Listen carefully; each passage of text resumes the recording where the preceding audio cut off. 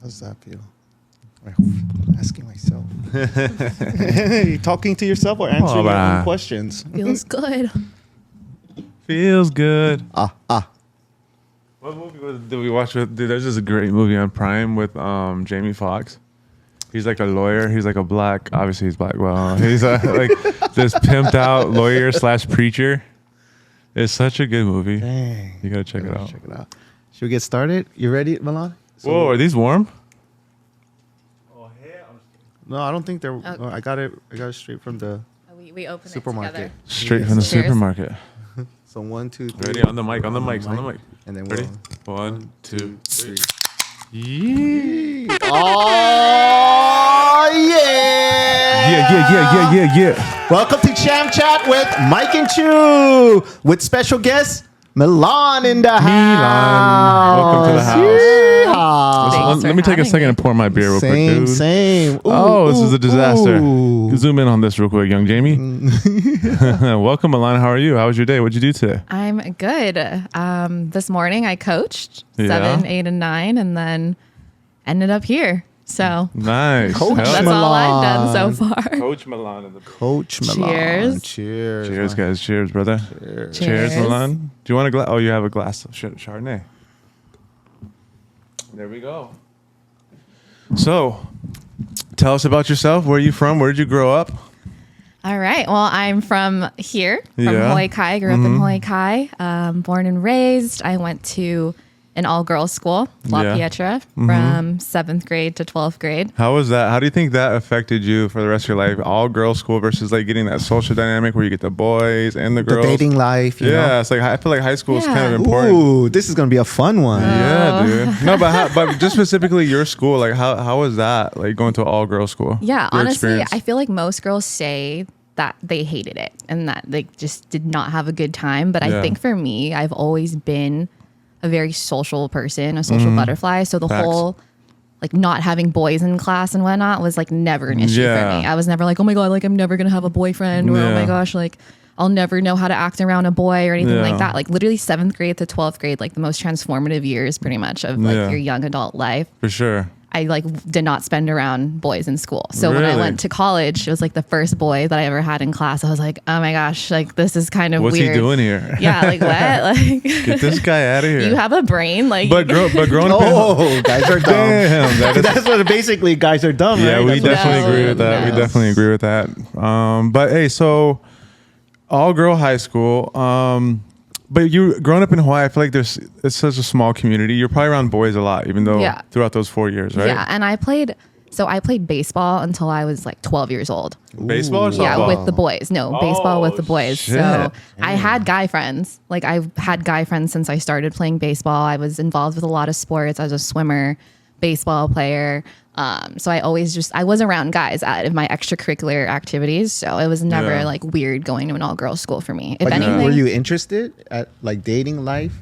I mean, when I got into high school, yeah, I was. Yeah. I mean, I started liking boys and stuff. But and my you're gonna friends- say, if anything, what about the high school? Well, if anything, I think it helped me form like bonds for the rest of my life. Like a lot of some of my your close girlfriends. yeah, some of my closest friends are the friends that I met throughout those years, you know. And I think my graduating class was 30 girls, Wow. so we knew everyone. It was just like it was a different experience that I don't think like not many people have.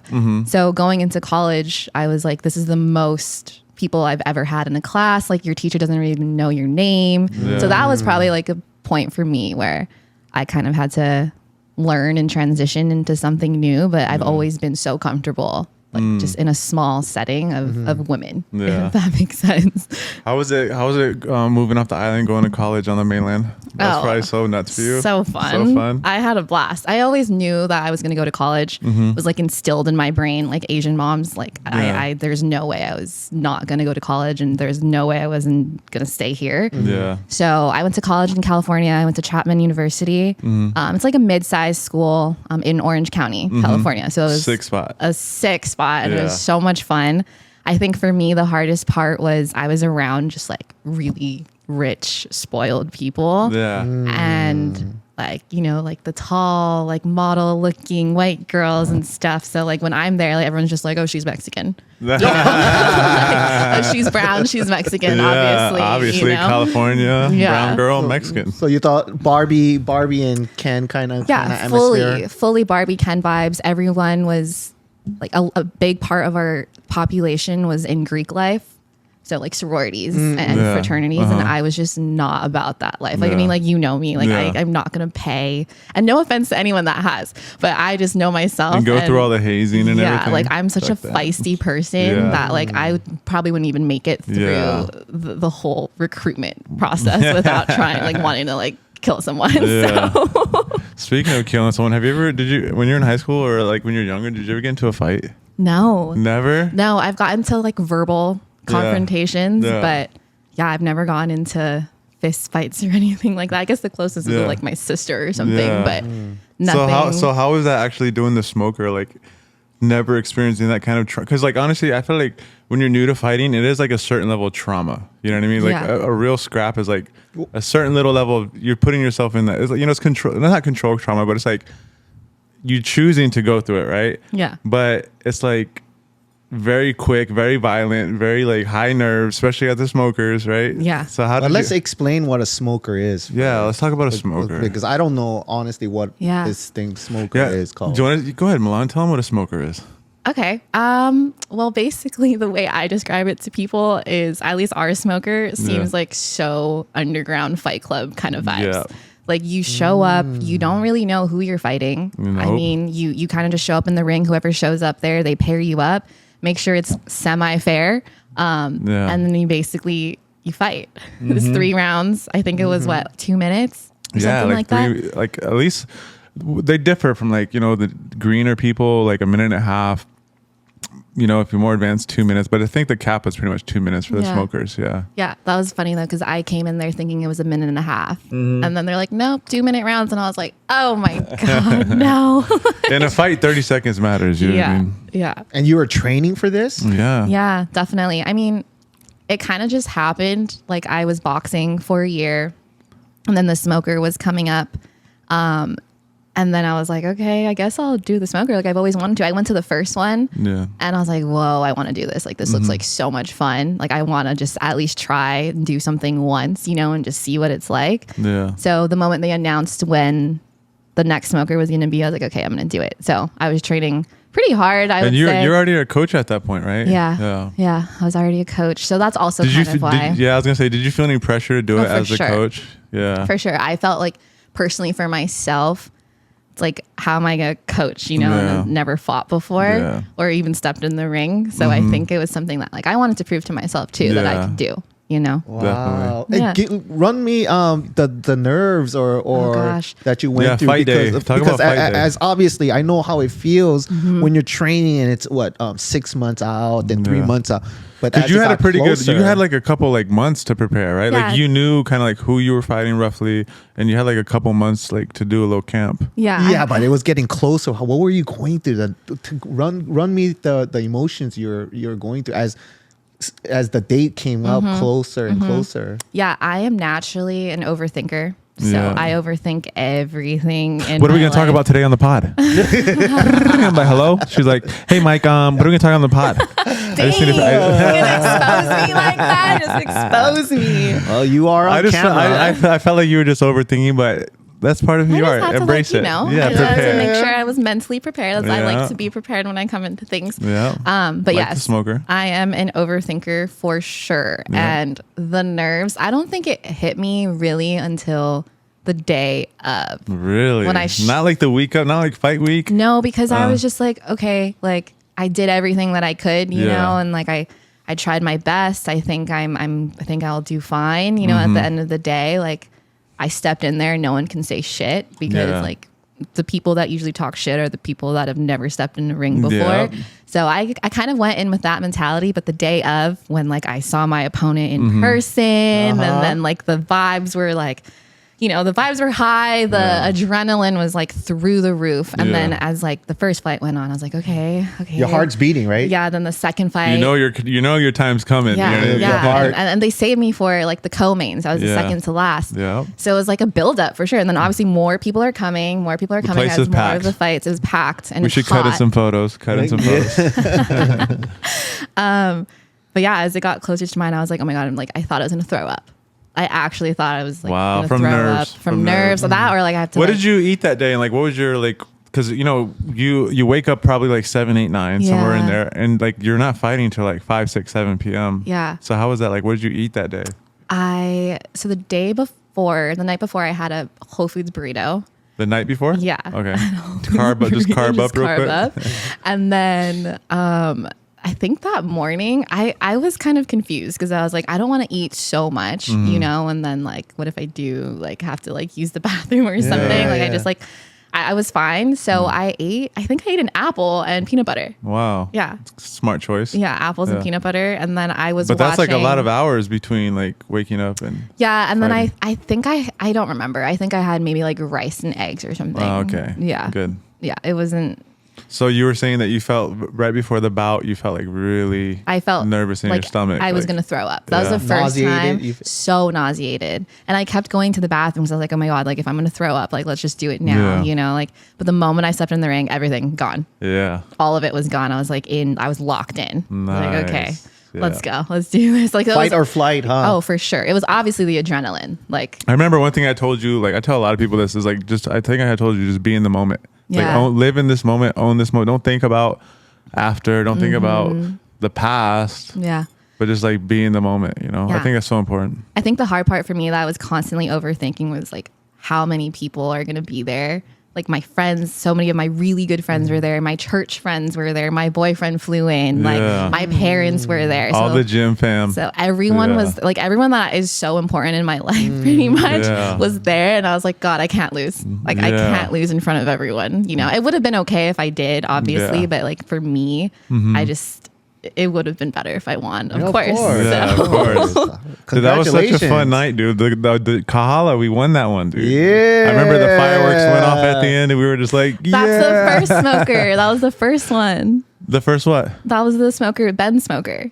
That was the Ben one? That was the Ben one. There was actually the one I did, which was the one before Ben. That was the first one. Ben's was the second one. Yeah. And then that was the fireworks when it started going off and we're like, oh, I thought it was after you won. No, Bummer. I wish. But we went to. But we still had fun that night. We went out. Yeah. We did. We always do. Yeah. Congratulations. Thank you. It was a high for sure. Yeah. What did your boyfriend say watching you do that? How was his reaction? I think he was, after talking to him. He was more whooped. He's scared of you. Like, oh my God, I love this girl. No. How long have you been dating him? Probably like 5 months now. Almost. So when you almost 6.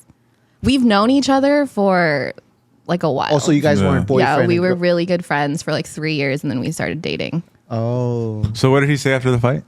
He was just like, he was actually the one that told me. He was like, oh God, I was like so scared because I didn't know what to do if he would have lost. Like if he would have lost, he didn't know like, oh my God, like how do I comfort her? Like he just didn't want to have to deal with that. But he was obviously really proud of me for That's sure. Awesome. And like my friends were all telling me in the crowd, he was like screaming like, that's my girlfriend. That's my girlfriend. So I was like, oh, that's sweet. Dude, it is so nerve wracking watching someone you care about fight. Like even as a coach, like that's one thing I've learned is like, I don't try to show it, but I honestly get really nervous because like we did all this work together, but at that moment when they're actually in there, I'm pretty much helpless, and I know how it is when you're in there too. It's like really hard to like really take instruction. You know what I mean? Especially when it's your first one. Like these guys who are seasoned and they've been doing it a lot of time, it's different. Everything slows down for them, and they can really receive information. But when it's the first one, it's just like you just got to go through it almost. You know what I mean? It's like it's crazy. But as a coach, you just feel helpless sitting out there in a sense. You know what I mean? You feel like, oh my God, like I hope this works out. Yeah. You know, and like. You want them to win. Of course. You know, it's like everyone really wants to win. You put so much into it. Of course. We were so stoked after you won. You know what I mean? The whole gym was lit. The whole gym, like even at the smoker, everyone was so stoked. You know what I mean? It was fun. Yeah, when I have a bad day, I always kind of just resort to the videos of the smoker. And I'm like, this was such a good Just memory. relive that high a little bit. That was probably that was the first time. And my dad told me, my dad was there, and he does like Muay Thai. He's very much into that kind of stuff. So this was the first time that he was actually stoked to like come to an event of mine, because he spent my whole life basically going to swim meets for all day, and then water polo games and volleyball games. He's like, okay, cool, blah, blah, blah. I'm not interested in this at all. But the smoker, he was so into, and then afterwards he was just like, I've never seen my dad so proud of me. Oh my goodness. Dude, and I knew you for like maybe almost 2 years before the smoker, and I feel like just hearing you talk about your dad, like how much you love your dad. I know that was like a big thing for you, for him to be there, first of all. For sure. You know, I never even seen him at the gym before. He literally just showed up to the fight. You know what I mean? He even come watch you train. You know what I mean? He just showed up to the fight, and like, I know how much you love him and care about him. So I know that was like a really big moment for you. And that was like, I remember after the fight, we talked a little bit, and I remember you mentioned something like, that was like one of the most important moments to you. It was like, your dad he said something to you after the fight, right? He literally said that he's never been more proud of me. Like even high school graduation, college graduation, like that trumped it all. So I mean, as a dad, that like is into that your little kind of daughter stuff. Seeing your daughter scrap in a dungeon gym. You know what I mean? With all the hoodlums and all the, it's nuts over there, man. We packed that place out, and like, honestly, I swear to God, the first one I saw uncles betting on the sideline. It's literally crazy over there. Bro, like chicken fights. Aunties like taking swigs, passing around bottles of vodka. It's so funny. We have fun over there. Shout out to the needle boxing smokers. We have a lot of fun over there. But one of a kind. Yeah, you've never been to a smoker. Never have you, been there, what? Dude. That's you why missed out, dude. It's so fun. Just to, even as a fan, like as a friend of the competitors and the coaches and everything. It's fun just to hang out. No, I always come back to the gym and I hear the stories, and I'm like, FOMO. Like, damn it. It's fun. Next time, dude, we'll probably set up the pod setup.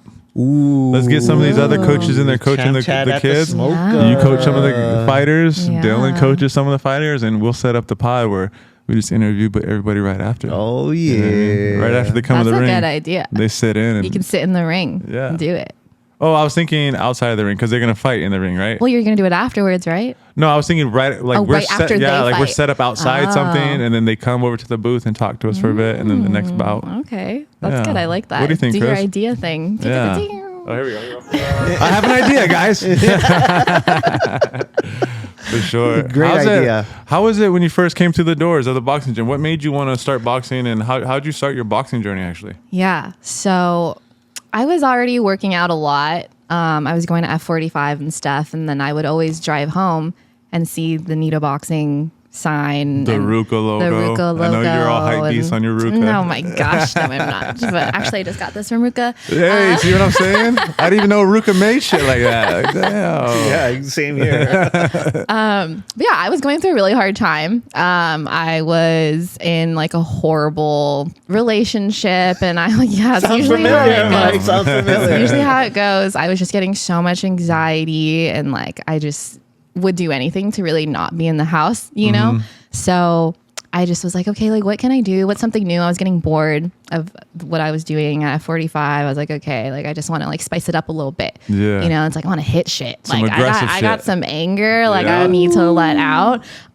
So one night, it was a Thursday night, and I saw I saw Nito Boxing on Instagram and stuff like that. So I was definitely aware of it. So that, like I didn't even look up boxing gyms. Like I knew it was going to be Nito Boxing.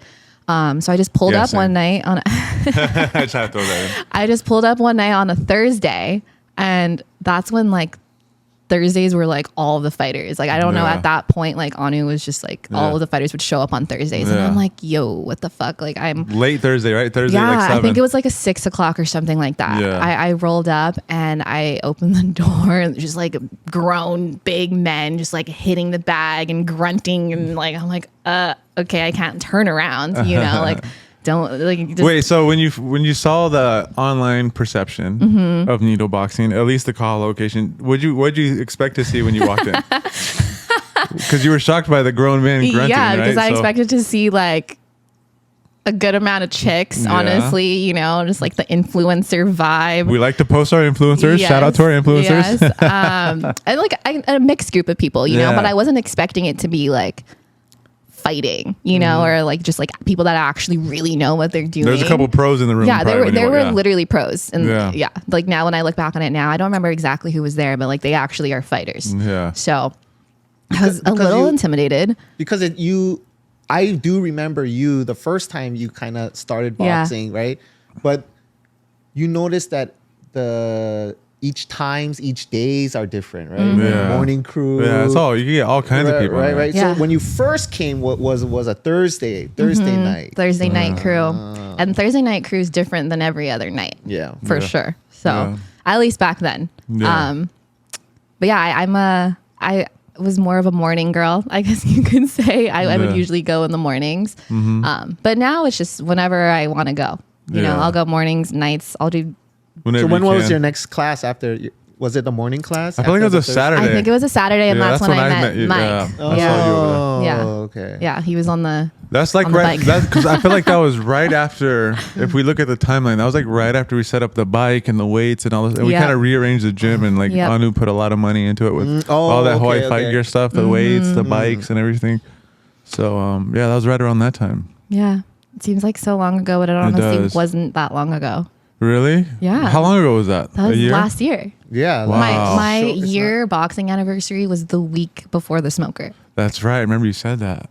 Wow. Yeah. So it's been a little bit over a year. So it was kind of like a full circle, like perfect moment. It's like I celebrate my year with like my first fight. Hell yeah. So, that's awesome. Yeah. What some advice would you give? Like, so we got like Nessie Blessy. I just literally make up names for her. I make up names for her every time I say it.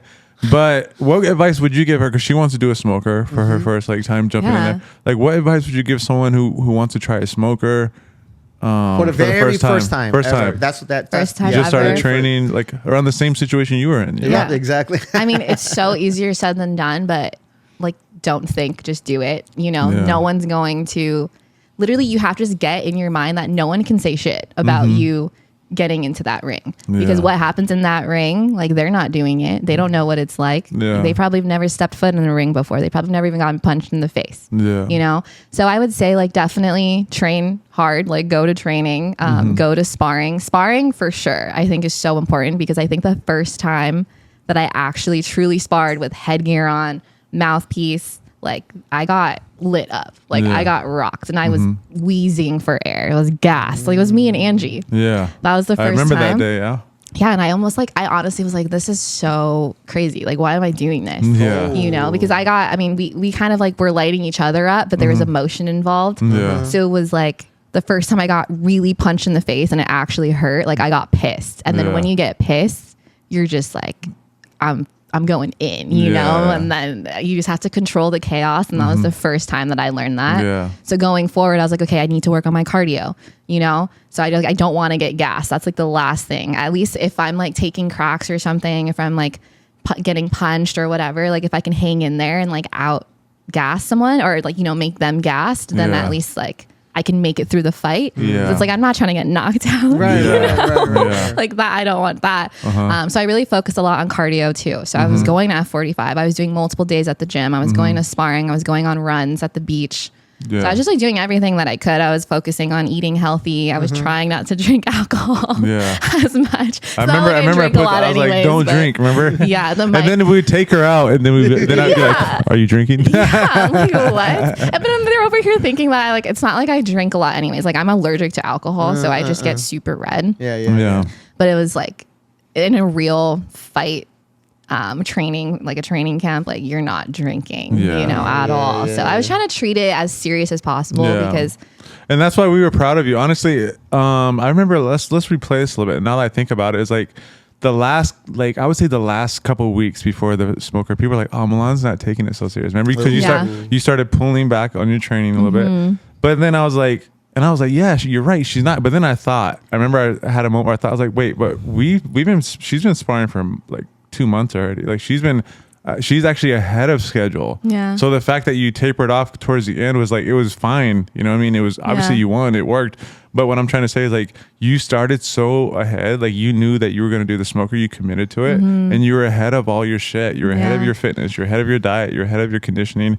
So like, it made sense for you to taper off towards. I mean, I was already going into the smoker in shape. Like I've already been in shape, you know? It's not like, oh God, like the smoker's coming up, like I have to get into shape. I just have to work more, like just work a little bit harder, you know? Because like that's what I wanted for myself, was to just not gas out in the ring at all.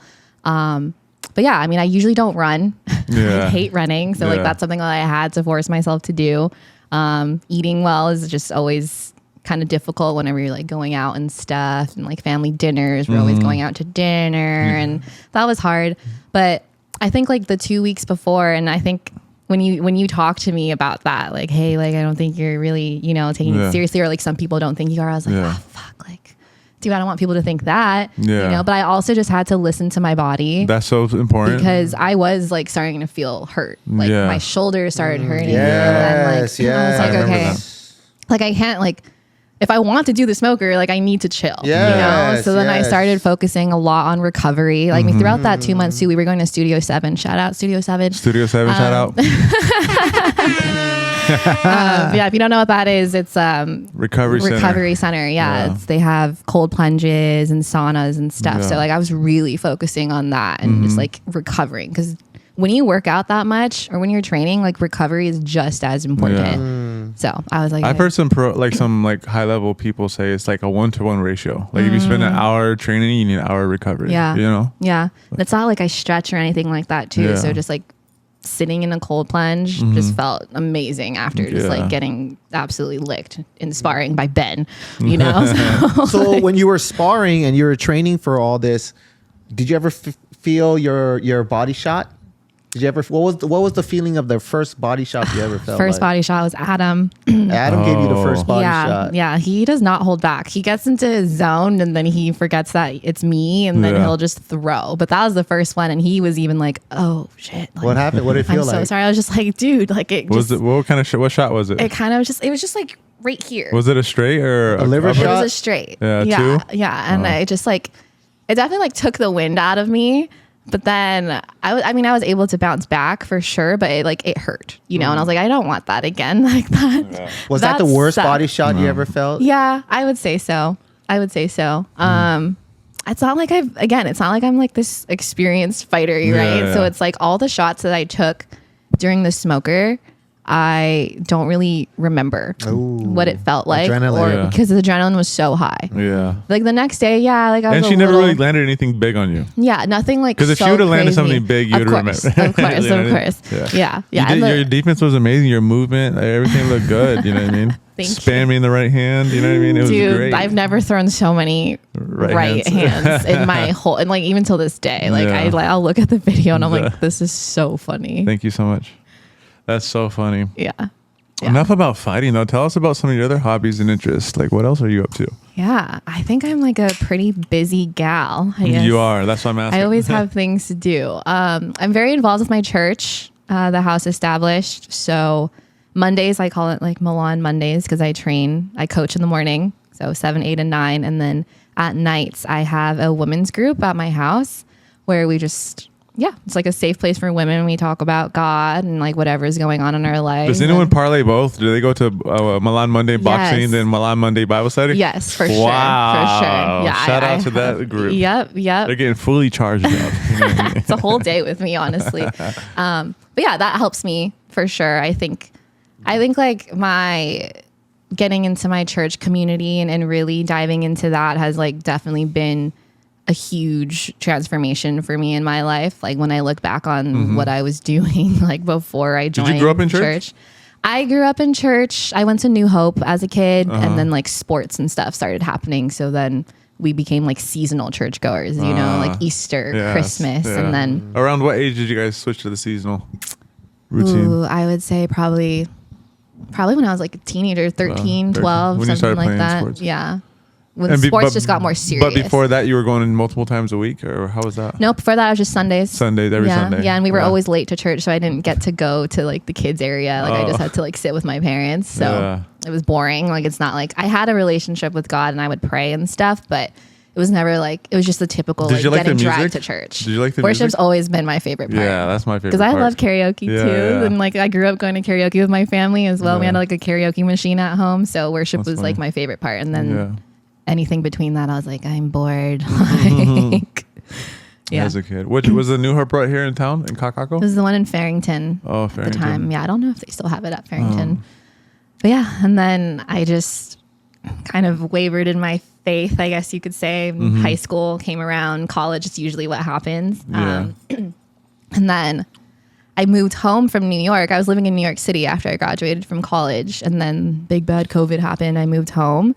And then maybe a year into being home, I was like, okay, like I need to start working out. Like I am not stoked with my body and how I look. I just didn't feel great. Yeah. So I started going to F45, Hawaii Kai, was doing that. And then all of a sudden, I was working out outside because if you didn't get vaccinated or whatever, you had to be like outside. You weren't allowed inside. So I was like, okay. So I was working out outside, and then I met Pastor John. Wow. Working out. How'd you meet him? We were working out together next to each other, and he was like, hey, like in the park or? No, well, we were in training. Oh. And during class, and I was like, we just started getting to talking and stuff. He's like, yeah, I just moved to Hawaii. Like, I'm going to open up a new church. Like, it was very, like, the plans were, we didn't have a place yet. We had nothing. So he invited me to his house. It's like on Friday nights, like we have like a family kind of build team for people that are interested and maybe like helping to build the church. Like, you should come. And then, yeah, I did. And then I was like, wow, this is like, it's just exactly what I needed, like, mind, body, spirit. Right. Yeah. So like I was working on my body, and then I was trying to get my mind right. And then like the last thing was spirit and like getting plugged into something, at that time. Like, it was just COVID and no one was really doing anything. Yeah. So I just felt like I was hopeless, and it was like my energy was spent doing other things that I shouldn't have been doing, know? So I like really wanted to get back to a good headspace. And then, yeah, it just so happened like John was working out right next to me, and then that connection happened. Nice. Yeah. And you've been going ever since? Pretty much. Wow. Yeah, pretty much. And then the church has just significantly grown. And then I've grown a lot in my faith too. And then now I'm at a point where like I'm leading a women's group, Yeah. So if you ask me, that's the one at your house, right? Yeah, my house. If you asked me like 2-3 years ago, or if you told me 2-3 years ago that I would have been in a fight and that I would be a boxing coach and that I also would have a women's group and be very involved with church, then I'd be like, what? Like, that's crazy. Like, what happened to me? Yeah. That's funny. But that's what life's about, is just taking chances, stepping into shit, experiencing new things. Yeah. And you never know where it'll take you, but when you're following your heart and you're doing what you love, it's always good. Yeah. I feel like always good things come from it, good relationships, good opportunities. For sure. That's awesome you did that. Yeah. It was an interesting journey because I've kind of gotten judgment, or a lot of friends, so-called friends that just aren't really like in my life anymore because I've gone that path of like going to church and, Jesus and stuff. And it's so weird that people like will stop being your friends for something like that. Yeah. It's so weird. But they have this, from what I've heard, it's almost like they feel like you think you're too good. Yeah. But it's like, how does that even make sense? If someone feels good going to church, or even if whatever religion that you follow, like, why are you going to discount someone for doing that? If it's like, if they feel like that's been such a huge part of like their life transformation, then let them live, Yeah, like, for sure. It's not like I'm trying to indoctrinate you or trying to like convert you. Yeah. No, but that's not always the case also. Yeah. You understand? That's why they feel that way, because sometimes people will like... People do. People do project stuff, you know what I mean? But sometimes on the other end, they could feel like there's not a lot of things in common anymore. They're usually, when people become born again Christian and start becoming all religious and things like that, they start getting a little bit into the rules of whatever the Bible says, that this and that and do nots and all that stuff. And then granted, the friend may not know that or has this stereotype of all those rules, and they it could be out of respect. Yeah, for sure. So it's not just only they don't want to be my friend. There's an other. They don't want to offend you by their lifestyle, just out of respect. Yeah, because there could be other things that just you guys are just not. The one important part in common anymore. You brought up was the rules, and that's one thing I never liked about church, because growing up in churches, like there was so many rules. And like the way we had to conduct ourselves, and like I'm not gonna really get into it now because I just want to be negative, but like there were just so many rules, and like that was the thing I didn't like. Like I feel like God, Jesus, love, everything should be freedom. You know what I mean? It should give you freedom. It shouldn't be bondage. It shouldn't be like, I can't. You know what I mean? It should be like love and freedom, right? That's when we feel like the most alive. That's when we feel the best. You know what I mean? And well, that's why I think it's so important to find a church that works for you. Like there will be churches that are just like rub you the wrong way, you know? And then unfortunately, when people come across churches like that, then they're just like, all right, like I'm not even gonna try again, you know? Yeah. So I think it's so important to find that. And then also, I mean, you brought up a good point, like the people in your life that maybe you were around before you found God or before you were like diving deeper into your faith, like are not in your life anymore for a reason. That's totally true. You know, like I mean, we're just in different seasons of life and that's okay. Like, I think that just is the part of growing up. That's a part of adulting. You're not always going to have the same friends that you had like even a year ago, 2 years ago. True. You're always going to be in a different season. Yeah. So it's a new season.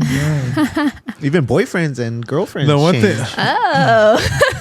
That's true. Seasonal boyfriends. Oh, gosh. You got a Christmas boyfriend. I got that Valentine. No, I'm just kidding. Nah, but yeah, church. I grew up in church. I love church. I love for me, I feel like there's just power in lifting the name of Jesus, you know, and being thankful. And I don't follow the rules and I don't do all that stuff, but I think those two things, lifting the name of Jesus and just being thankful to a power greater than yourself, I think for me personally has added so much value to my life. Yeah. And if that, like for me, that's really what it is. I don't go to church that often. My dad's a minister. I spent, you know, I was telling on the pod, I went to church 5 times a week as a kid for like from birth to 18. So it was a lot. That's a lot. Know? That's a lot. But for me, it's like those are the two things that stuck up to me. You know, it's like lifting the name, just being thankful, and that thing. You know what I mean? Just giving praise, if you will. You know. Yeah. I mean, I've seen you. You've come to Ohana rooms before. And worship, I feel like, is how you kind of resonate. Honestly, sometimes even when I feel physically ill, I'll put on a worship song and I feel better. I don't know. For me, the way my program was written from birth to now, the way I was programmed by my parents, that's what works for me. You know what I mean? That's what lifts me up. That's what makes me feel better. And there's power in that for me. And I know it. You know what I mean? I don't have to try to prove it to nobody or try to convince nobody how that works for me. But it does. You know what I mean? No, there's a lot of people that think that, just because you go to church, like, you're this awesome, amazing person, you know, like, I go to church on Sunday, but like, that's not even what it is. Yeah. What do you do Monday through Saturday? Yeah. You know, like, are you a completely different person? Are you walking the walk, talking the talk? Like, it's just, there's a lot of hypocrisy, I think, that happens in the Christian world. So true. And I feel like we like to compartmentalize people, you know, and we do it not just in religious context, but we just do it in general. It's like, oh, you go to church, so you got to be like this. Yeah. Or you work at a strip club, you got to be like this. Yeah. Or you work, you know what I mean? Like, whatever the case, at both extremes, we put people in these compartments and say, oh, you got to be like in our heads, like you're this because you do that. You know what I mean? Which is not always true. You know, people are so much more dynamic than that. You know what I mean? Yeah, definitely. Do you go to church too? Do I? Yeah.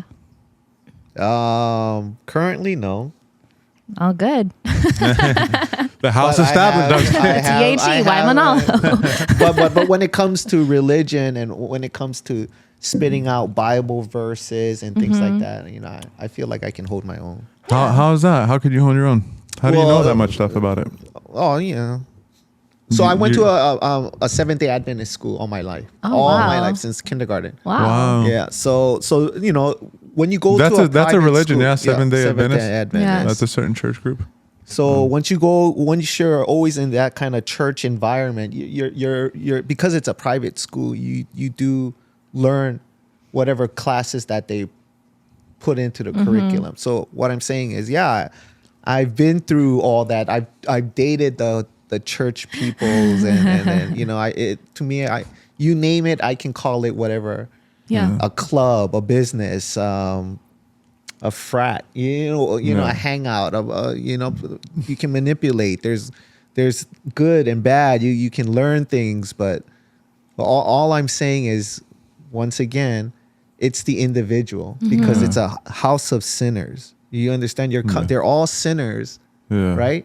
Outside of whatever church day it is once out of the week, but mentioning what are you doing Monday through Friday or whatever the days, right? So you come to church to repent, but that's the whole point. You know what I mean? Everyone's there, they're sinners. Yeah. You know, nobody's perfect. That's so true. You know, so once again, I think it's an individual journey and things like that. Yeah. So me, it's more of a personal thing. Maybe it's not the religion per se. It is it could have been the club that I was in, or whoever was in charge of that club, or whatever. Yeah, because there's like layers I said, to it. Layers, right? And church is just a vocabulary term. Yeah, you can call it whatever you want. Well, I mean, like the ocean can be someone's church. Like it is for some people. Yeah, wherever and you feel. God too, right? This thing, whatever this thing God is, you know what I mean? Yeah. Dude, I love when you said that everyone is sinners, and for me, I grew up in church. My dad was the head pastor of the church that I grew up for a while. He's not no more, but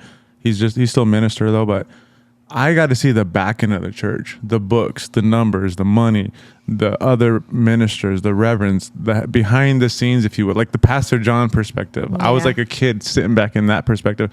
So like when you said everyone is sinners, by the way, my dad is one of the most disciplined, most routine, like he's one of the most pure people I know. But that statement right there is so true, is because I would see, and it wouldn't be necessarily my dad, but other ministers, like people would idolize these guys. People would put these people on a pedestal where they'll listen to like everything they say without using their own common sense and brain. You know what I mean? It's like, you got to realize that everyone in that room is just like you.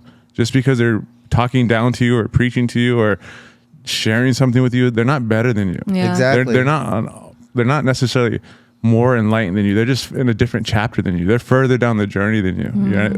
So I think that's so important to remember that. And I think if you have that mindset, it will protect you from being manipulated. It will protect you from being taken advantage of in the church setting. It'll protect you from all this stuff. It's just realizing that we're all the same. We all make mistakes. We're all sinners. Like you said. We are. And then learn from it. That's why when you going back to the full circle of the whole question, do I go to church? My hesitation is, what is church? Yeah. You understand? And then that's where I was explaining to you. I mean, I've met people, they can create their own church because they're so clever and quick-witted, using current events and using the Bible and tying things together using analogies. I mean, there are geniuses out there. And then on the flip side, the Antichrist. There's geniuses on that end. And it becomes an argument, and I mean, you can't. And at the end of the day, we're all humans. Exactly. Yeah. And then going back to current events, the Gaza, the war right now, the Israelis and the Palestinians. At first, I thought it was a religious war, but it's really not. It's more of a territorial war. But when you get deep into it, but religion plays a big role, a huge role. A lot of wars start. Yeah, man, it's so empires get destroyed. Before there was government, before there was like government. You think of government. Before there was government, there was church. Church was government, and that's why we had to make the separation between church and state. Is because before there was government, church ruled the land. Yeah, and that's why the Crusades and all these different times is like all based on religion. They would go to war based off religion, not based off political disputes or government stuff. It was religion was at the core of it, and that still lives in like those Middle Eastern countries. It's really about. The religious aspect is such a big part, of everything. So that's the whole, such a broad term. Do you go to church? Yeah. Are you religious? Are you spirit? We're in that culture. Like I said, I'm like double your age, but that's the whole point of the difference between before the internet, analog, and then the digital age. It's like people are so sensitive with the words people use and choose and things like that. So I was just trying to be, because I'm on camera. Politically We're on correct, Christian Champ Chat right now. Christian Champ Chat. Christian Champ Chat. So, just being politically correct. And all that. But, honestly, I don't think there's no greater way to grow up, than having that peace in your life. I think for me personally, I think that's something that I want instilled in my kids, is to just have that foundation. Having that foundation, I think, is super important, and it's not for everyone. I know that's what I want for my kids, but again, not everyone is about that. And that's the part where people get divided, is the people that respect that and the people that are like, well, you should be going to church, like you're a sinner and all of that. It's like you're going to go to hell, and that's where it gets a little like, okay, like you're very judgmental here. But I don't know. It's life. It's life. It is life. It's a club, like I said. It can be with anything: government, church, needle boxing gym. Dude, we're tribal. We like to stick to our groups. We like to create groups and tribes. And like, if you're not with us, you're against us. You know what I mean? It's funny. I want to move on from the religious thing here in a second. But I remember growing up, like the mindset was like, if you weren't in our church, you're like, everyone's going to hell besides us. Oh, yeah. You know what I mean? And that's so weird, right? That's so weird that we were so tribal. We thought like we had the only right answers kind of thing. And but that happens a lot in churches. You know what I mean? Everything though. Yeah. Even in everything. You're right. Government. Yeah. For sure. What's some crazy stuff you got going on in the future? Do you have anything crazy planned? Any trips? Crazy stuff. No, I think my life has been okay. I guess one of my really You've been traveling to Big Island a lot. Let's talk about that real quick. Why? Here it is. No, I'm just kidding. You one of your friends what? No, but why have you been traveling to the Big Island? My boyfriend lives in Kona. Oh, the one that you've dated for 5 months, but friends for 3 years. Yeah. How is that a long distance kind of? It's not long distance, but it's kind of like you have to jump on an airplane. So I consider that kind of long. Yeah. His name is Noah. I think he's probably been at the gym when you've been there. I'm not sure. It sucks. Long distance. Of course, I would want to see your person. You want to see your person every single day. And you just don't want to have to go to the airport every time you see them. Yeah. But honestly, though, it's a short flight. Yeah. You're in the air for 25, 30 minutes, and then you're there, so I don't mind it. And I had flight benefits and whatnot. So it's not like it's breaking the bank for me to go there. And we alternate, like he'll come here, I'll go there. I honestly prefer to go there because I just love the Big Island. Yeah. I like it's so peaceful and like you get out of this city life and it can just be overwhelming sometimes. And it's a nice reset for me. But I guess lately it's been like a every weekend reset. Yeah. But 3.5 years, you guys were friends and then turned into a boyfriend. Yeah, how does that work? I've actually never been friends with someone that long and then started dating them. So you guys, I've never done that. You weren't horny or physically attracted. What? Oh, I gotta turn off the AC. It's getting way too cold in here. Oh, is it too soon? It's not cold, Mike. You always get so cold. He's getting right in front of He's always like in the gym and it's a hot box in there. He's wearing a sweater. Hoodie. A hoodie and I'm like, dude, you're insane. What are you doing? Dude, would it be cold-blooded? Yeah, I'm cold-blooded. Lucky you. I'm always hot. Yeah.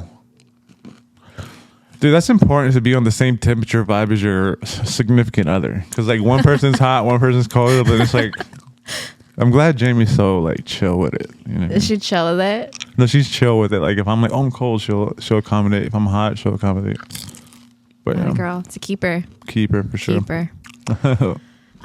So going back to that question, being friends and then turning into lovers. Yeah. How does that work? I think, honestly, I think it's really good. I think there's pros and cons to it. Obviously, when we were just friends, I would tell him things that you would just tell your friends about, and whether that be like... No. Explain more. What do you mean? There are... Because obviously he's a male. Well, probably like stuff about other guys. Yeah, right? like I talked to him, like I'd call him for advice on guys and stuff. It's like, should I go do this? Or, like he's treating me this way. Like, what should I do? And, things like that. And then, of course, you never anticipate that you're going to like be dating him in like 2-3 years, like that just wasn't a thought. Obviously there was always like a emotional connection between us, and I think like we just were able to confide in with each other with a lot of things, and vice versa. Like he would too. So there's a lot of things that we know about each other, and we would just like, because we were friends, like we would ask each other for advice. We'd be there for each other when we were down. We're going through like the hardest times of our lives, and then now that we're in a relationship, like in a serious relationship, it's like kind of sometimes hard to be like, oh my gosh, like, well, remember when you told me about like that guy, or remember when you told me about that girl? And like, it's kind of hard to look past that sometimes. But I think when you do decide to go into a relationship with someone that's been your friend for so long, those are the kind of things that you kind of have to put aside sometimes. Like, them so well. But I feel like that's what love is like you have to really know someone, like the good and the bad, and you still accept them. Exactly. Isn't that real love? That's love. Like instead of accepting like the best version of them or like what you think they are. You know what I mean? It's like, the shit, they slept with this person, did that, did this, do that. But then you figure, like, how could you love someone if you don't really fully know them? Yeah, and I think what were you about? What you think, big dog? Single dog? Because my single homie? 3.5 years you're friends. So because a friend of mine told me that she has met guys, been with guys that's only friends, right? And there is no way in hell, she says, that they could ever be together. And I asked her why. It's like, if you can't even kiss the guy or even want to kiss the guy, there's like almost no way possible. And then I told her the same thing the opposite way. I said, you know what? That's right. You know, because I do have female friends. I talk about it, but boy, even when I'm to the point of drunk, there is no way I would dare to put a flinch move. So you guys were attracted to each other. Yeah. That's what he's so you guys were. Yeah, for sure. 3.5 friends? years. For sure. I'd say, I mean, we definitely... Were you guys friends when you had another boyfriend? Yeah.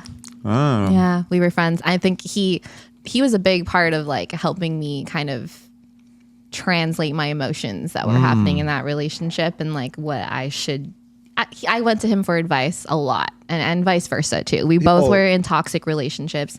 Very toxic relationships, and like we just confided in each other, not in like a, I guess, inappropriate way you can say, but it was definitely like a... You said appropriate or inappropriate? Not in an inappropriate way. Oh, okay. Like it was more like we were friends for sure, and like we understood what each other was going through because we were going through it together. Yeah. We were both in a similar situation. Dude, but honestly, I feel like if my girl was talking to some guy about our relationship, I'd be slightly jaded. Oh, for sure. Exactly. I mean, I'd be like, what the fuck? And like, that's the whole point. That's the whole point of this conversation. I'm trying to so he was your next rebound. You had him lined up, no, right? No.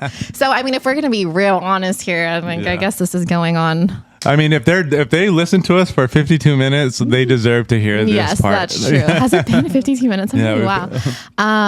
So the way that me and Noah started was purely like sexual attraction. Like, wow. Yeah, he is a handsome bucket. Fucking 6'5", fucking stallion hair, dude. The guy. Like, let's cut in a picture of fucking Noah real quick, dude. Get some likes real quick from the ladies. No, let's not expose him. Let's expose him. So physically, you're attracted before you guys. So this is... I mean, it was just like a typical, like, wow, you're hot. Like, I think he found me on Instagram. Like, my friend posted for my birthday. He found me on Instagram. He slid in? Did he slide in?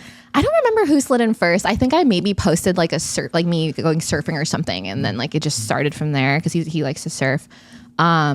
And then we just were texting and we became friends. And then like we hooked up. And then after that... Wait, you were single at this point? Or? I was single. Oh. Yeah. And when you first slid in your DM, were you single? Yeah. Yeah. Wow. Oh, yeah. So it was kind of like the timing was good. It was rekindled. It wasn't something... Well, no, it was just something... It was something new. You know, it was like this. I've never met him before. I've never known him, like nothing. Like I've never even seen this guy in person. Well, he lives on Big Island. Well, no, he was living here. Oh, shit. He was living here at the time. Yeah. So that happened. And then, yeah, like we ended up hooking up or whatever for like really getting into it. But, wow. Pastor John, close your ears. Yeah, this was pre-Jesus. Okay. This was pre-Jesus. Once again, are there really rules? There are rules. There are rules. I mean, it depends on how much you want to follow Jesus. You know, everyone has their own rules. And yeah, at the time I didn't have rules. So we did that. And then, how was that? I'm just kidding. Stupid. Oh my God. He was horny. Go ahead. Oh my God. This pod took a hard wrong turn. This part may not even make it in the final edit. Yeah. I don't know. We do not edit in this pod. Let's go. But yeah, then after that, like, there wasn't anything that was like an urge for me to like want to date him or anything like that. It was just like, okay, like cool. That was fun, you know, like cool. Like, okay, wait a second. Why was that? Why was there no urge to like to really pursue it further? I mean, at the time too, like I was like I was talking to someone, but it wasn't like we weren't officially together or anything. Like I was dating. Everyone has a roster. I mentioned this before. Yeah. Shout out to the Champ followers and loyal listeners. So you guys know everyone has a roster. And if you're dating out there and you're not exclusive yet, understand that person you're dating has a roster. All right, let's go. Yeah. Well, that's the hard part is like, you know, the exclusivity thing is huge because as a girl, like, you know, usually we're pretty loyal from the get-go. If we find a guy that we really like, you demand that. We're like, okay, like, are you gonna like, do it also? When are you like, yeah, you're also gonna be loyal, right? But like for a guy, what are we? Then a guy's mind, it's like, nah, like I'm not gonna be loyal to you until I literally ask you to be my girlfriend, you know? And like that's something that like girls kind of have a hard time with, especially me. Like I'm loyal to the soil usually, like from the beginning, and it's a blessing and a curse, obviously. For men, though, it's different, but we can't get really caught up with that, you know, because it's like they do have a roster. And then I feel like girls, though, too. You just said you were talking to one other guy. I was talking to one guy who was that's a roster. Tell you guys, 2-man roster. Just because my roster has to be triple that size doesn't mean it's not a roster. Technically, without us seeing it really, and we're just going off of you saying you only had one person. Until we I mean, and then of course there were issues like I wanted him to commit to me, you know, the one guy that I was talking to, of course I wanted him to commit to me and stuff, but like that was not happening. So it is almost like divine timing, like perfect timing, you know, like Noah, we end up following each other on Instagram and then sliding in, and then I was like, oh, okay, like, well, you know what, like I am not tied to anyone right now, you know, like what am I doing? Like I might as well like have fun. And like I enjoy talking to this person. He's super cool. We really vibe. Like why not? You know? And then like it happened, and then after that I was like, oh, you know, like I actually do really like this person. And like for me, I was like, all right, I'm just gonna try and just like wait it out and see what happens. And then he ended up asking me to be his girlfriend and stuff like that. And then Noah was obviously like not gonna pursue that, but we stayed friends for sure. And like he had a couple girlfriends like during that 3-year time span. I had one that was very toxic. And then if you're listening to this, you were toxic.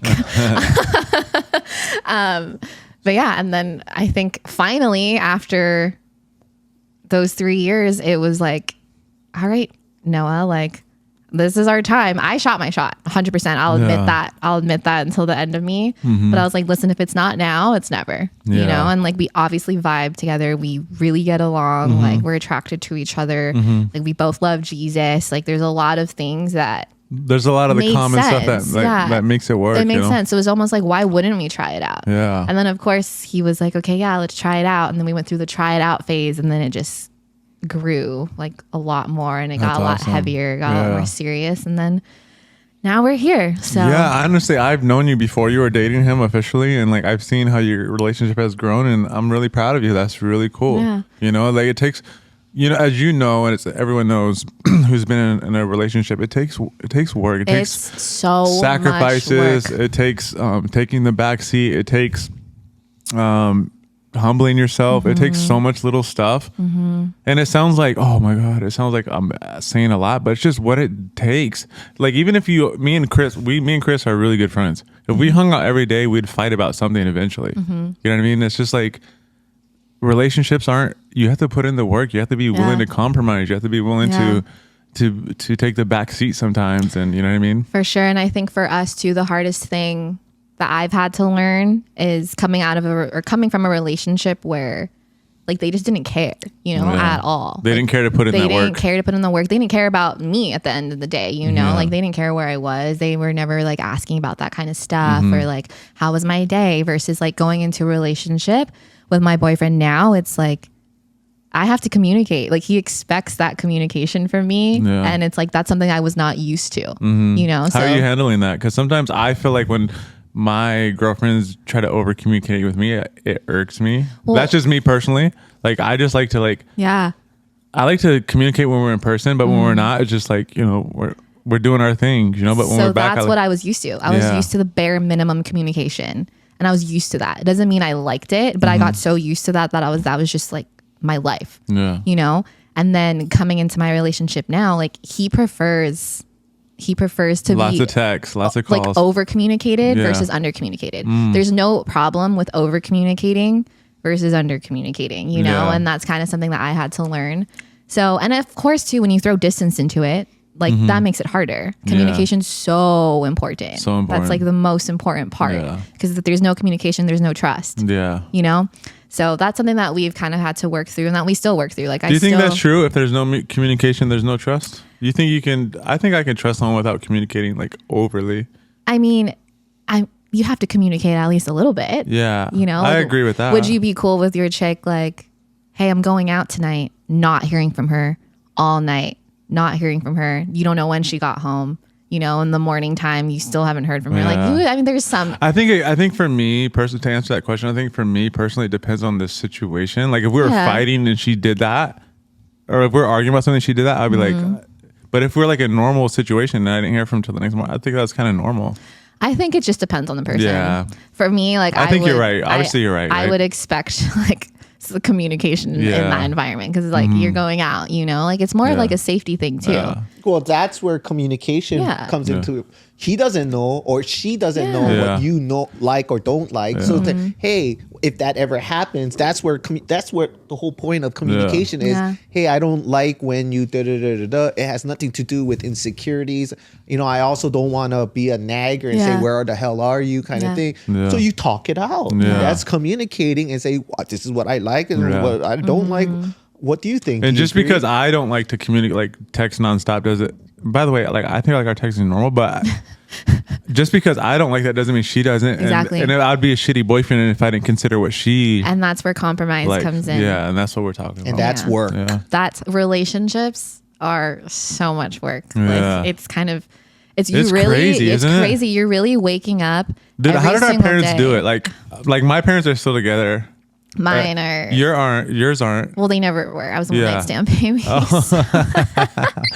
But I would say I feel like I'm very rare, and I know my mom is very like passive. She's very submissive to my dad, because obviously if she wasn't, they would have never made it. Well, I think somebody that comes has from. To be. I think that comes from like a Christian tradition that too. Like you're the man leads. Yeah, the man leads and the wife follows. Exactly. Doesn't mean she doesn't have a say, but at the end of the day, it's his say. You know, 100%. she can guide him in the right direction, but at the end of the day, it's him. So that's probably what you grew up experiencing. But I think also throwing in social media, all the temptations that we have nowadays is so much different than what our parents had. Yeah, like they never had. I mean, their temptation was probably like the Playboy magazine, like that they could. They didn't buy have from 4K pornography. Store. Yeah, I'm just kidding. I just wanted to say that. Heavy. But you know what I mean? They didn't have a lot of the crazy, like Instagram, Facebook, just the levels of communication. Like so many guys, dude, I guarantee you've been dating months, right? Some guys liked a photo, slid in with the DM, and doesn't mean you're not like putting yourself out there that you have a boyfriend. It's just the nature of how accessible we all are. Yeah. Like guys will slide in. They don't give a shit who your boyfriend is. They will slide in. And guys are visual. Yes. Visual creatures. Yes. Like social media doesn't help when it comes to that. That's all it is. It's easy access to. You can literally pull up a picture of a girl in a bikini in seconds, and you're like, damn, she's hot. Like, on the other end of that, the girl is like, why are you liking her photo?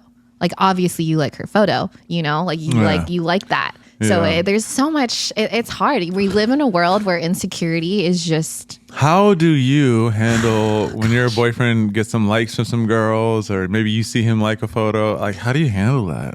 Yeah, I struggle. I go back and forth with that. Thankfully, like Noah is. I think, again, I'm sorry to keep bringing this up, but I think it comes from like a Christian mindset as well. Yeah. You know, like, and that's why I think it's so important to have those foundations. I think for him, like, he's not going to follow a girl on Instagram. He's not going to follow her back if he thinks she's hot or something. Like, he's going to avoid that temptation as best as he can. Of course, we're all human. We make mistakes. I've seen him like photos of girls before that he's like already following or what. Yeah. But I mean, I think for me, at the end of the day, I can get so insecure about something like that small and let it ruin my day. Or I could just be like, he's my boyfriend. Like, I have him, you know? I mean, he's not mine to own, but like you're just secure and confident what you got going on. I try to be, you know, and it's hard. We all, like I said, we're all human. We have insecurities, whether you like it or not. You can like internalize it deep down every single day, but like eventually it's going to come out. Wow. You know? So I think for me, like I try really, really hard to just like feelings, as Noah always tells me, feelings are fickle.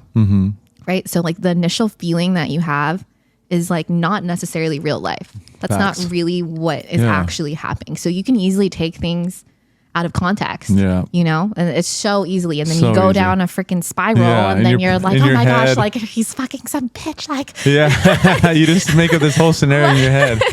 Make up this whole, and I'm notorious for that. I mean, you know this. Too. I feel like I've done it a couple times. Such an overthinker. But when I let moments like that, like just stay locked in my head, like that's not good. And as a guy too, like you guys don't like talking about your emotions. You don't like hearing like the same thing being nagged at you over and over and over and over again. You know, so if your chick, I do. Do you? If your chick is constantly on you about, okay, well, why'd you like this girl's picture? Why did this happen? Why did this? Like, you're gonna be turned off. It turns you off. And I've done that. So I've done that before. Like, because at the end of the day, like I've told people this before, like if you always treat someone with love and respect, and if you always treat someone in a positive manner, which that would be the opposite of that, right? Like, why are you doing it? Why are you doing it? So it's like, if you always treat someone with they're going to love you. Yeah. They're really going to appreciate, like, that's why we love dogs, is because all of our experiences around them are positive. You know, we don't, I mean, unless you got bit by a dog, but it's like, we love dogs because they always like, oh my God, what's up, bro? They're like so chill and happy. Yeah. And that, like, I feel like as humans, if we take that lesson, just like always treat the people you care about with a positive mindset. And it's hard to do because we're humans also, but if you can, how could they hate you? You know what I mean? How could you hate someone that's only giving you love? You know what I mean? And it's a trusting thing too. You need to go into the relationship trusting that your partner knows the difference between what's right and what's wrong. Yeah. You have to flip it. I always try to flip it like, okay, if he saw this on my phone or if he saw me doing this on social media, you know, like how would he feel? Yeah. And vice versa. How would you feel if there's hella guys sliding into my DMs and I'm responding to them? Yeah. Putting yourself in the other person's shoes is so important. Yeah. You know what's right and versus wrong. And when you're doing something wrong, you feel it. Yeah. You feel at least a little sense of guilt. Yeah. Unless you're a psychopath. Yeah. Unless you just are exactly a sociopath. Narcissist. Don't even get me started with narcissists. Dude, go ahead and hand her the guest book real quick. Show her the guest book. All right. You know what I'm saying? What is that? But before he hands you the guest book, I want to offer something to you that we've never offered any guests. But we are going to offer it to some of our guests. No disrespect to other guests. But I would love for you to come on as a co-host every once in a while. We're going to take a page out of the Nelk Brothers podcast. Yay. And we want to have you co-host every once in a while with us. Like we have different guests. I think I've known you for a while. You've been part of the gym family for a while. We love conversations with you, and I think you would fit in. Oh, thanks, guys. Plug in random co-host. Let's go. Hey, what is this? So on Cham Chat, we have, if you watch our podcast, we have a guest book that we asked that all our guests to sign. I mean, you can just sign your name, sign your credit card account. But actually, I have one new request. I want you to write one question for our next guest. On the guest book? Yeah, on the guest book. And you can put it really small on the bottom. Just like one. I want you to sign it, do your whole normal guest book thing. But one single question. Or she could write it on our comment. If she subscribes to Cham Chat and turns on the notification bell, she could write a comment. Or you guests could write a comment. Yeah, guys. Comment in our... Tell us what you want us to ask. Yeah, one question. I like one-liners. So we can just boom, boom, boom, boom, spit a couple one-liners out. So we just want you guys to get involved. Yes, engagement. We're talking hashtag engagement. Yes. Doesn't hurt to subscribe. Yeah. All right. But go ahead, guys. Give Milan a round of applause. Oh, yeah. Every Monday, check her out. 7 a.m., 8 a.m., 9 a.m. One of the best classes on the island, goddammit. Oh. If you want to sweat, and she's one of the only female coaches at Needle Boxing. She's the only one right now. She'll make you sweat. She'll make you sweat. Woo! She'll get that booty pumping. Coach Milan is one of the best around, guys. She won her smoker. She's undefeated in the ring. Undefeated in the ring, goddammit. We love her. It's a pleasure having you on the show. And I can't wait to have you as a co-host. Yeah. It'll be so fun. Female perspective. Hell yeah. Much love. Yeah, that's good. We that's need a so female perspective. You're the best. We'll see you soon around the gym, guys. All right, guys. Take it easy. Chamchat.com. That website does not exist. Let's go. Good job. Oh, that was fun. Thanks, guys.